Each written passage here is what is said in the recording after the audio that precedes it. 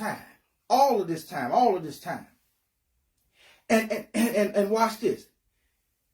Thinking Jesus is going to come right up and just heal him.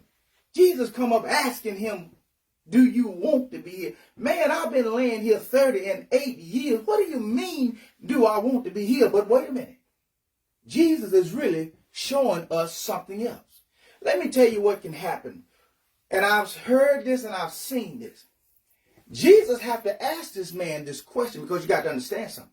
This man's faith is going to play a big part in his healing. But watch this. Jesus have to ask him this question because what Jesus understood is what we don't understand many times.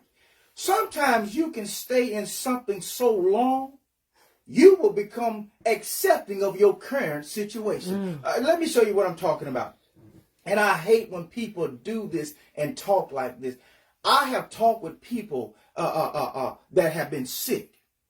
And because they had been sick a certain amount of time, they'll look me dead in the face and say, well, I just guess I'm going to be sick always. In other words, they had accepted mediocrity as this is what it is for me from now on. I've talked to people that didn't have money and they had been broke a while. I see, I've been in a place too where I've been broke, but it was never in my mind that I was always going to be broke. But I've talked to them and they say, well, I don't worry about money no more. I've just accepted that I'm always going to be broke. Ladies and gentlemen, listen to me good. I don't care if you're a woman that's waiting on a husband. And everybody in your family then got married. Don't you ever give up on that husband finding you. I don't care if you ain't had money in 5 years. Don't you ever let anybody sell the idea to you that you always going to be broke. I don't care if you've been sick for 20 years. Don't you let anybody sell the idea to you that you're going to always be sick. But wait a minute. Notice I said don't let anybody sell the idea to you. But let me tell you the main person that you got to watch. You got to watch that person that lives upstairs above you. I'm talking now in your mind. Because see, you got to understand, the enemy deals in your mind. He deals in your mind. And what he will have your mind telling you is this is it. And the Bible says, such as a man thinketh, so is he. Watch this. Reverend Howard Slim Hunt, he wrote a song. He said, in the song, the last record he recorded before he passed away, he said, it won't be this way always. He said, you keep looking up and you keep the faith. He said, it just won't be this way always. Ladies and gentlemen, let me tell you, I have went through some strenuous situations here, even since I've been preaching. But no matter how rough and tough things got for me in my meantime situation, I always kept that song in my head. I know I may be broke right now, but I ain't going to be like this always. That's right. I may not have what I want right now, but I ain't going to be like this always. I may not be able to get to what I'm trying to get to because men keep digging ditches for me, but it ain't going to be this way always. You have to be careful not to accept your current situation where God has put a comma and don't accept it and put a period there. You have to learn to keep on pressing. I'm talking to some, don't know who I'm talking to, but you have to learn that keep pressing your way. Amen. I'm moving on. I'm moving on.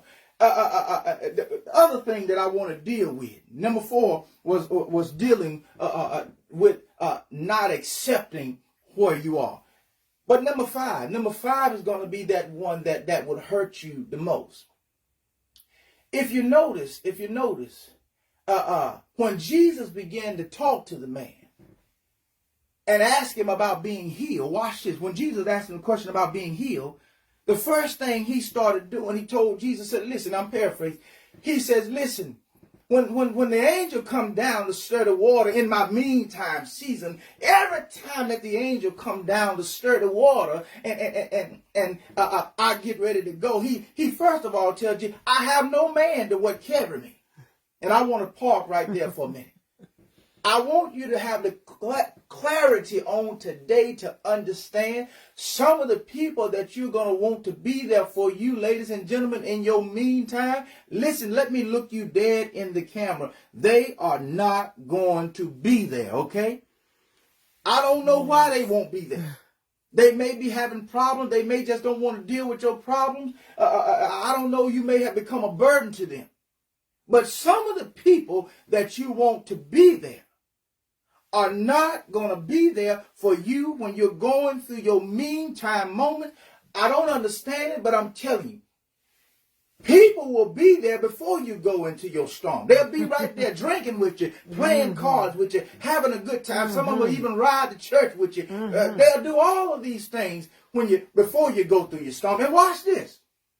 They have a tendency of showing back up when you come out of your storm. But the problem is, many folks that you're looking to be there, when they find out that you're going through your meantime season, ladies and gentlemen, you can pull up to their house and they had a little baby to come out to the door, and the baby tell you, "Mama told me to tell you we ain't here." I'm talking to somebody. They'll tell you, "We ain't here." They'll see you calling on the caller ID and say, "Sit quiet in the house. Such and such a call." They probably want to borrow some money because you know they've been going through a rough time. But I can't take care of the bills for it. The same folk that you've been good to, the same folk that you try to love, the same folk that you defended behind their back, those same folks, when you're there going through your own storm in your meantime season, those same folks will turn their back and act just like you don't even exist. The Bible does not tell me that his mother showed up. It does not tell me that his father showed up. It doesn't say that his sisters or his brothers or his uncles or aunts, any of them showed up. Because he clearly says it.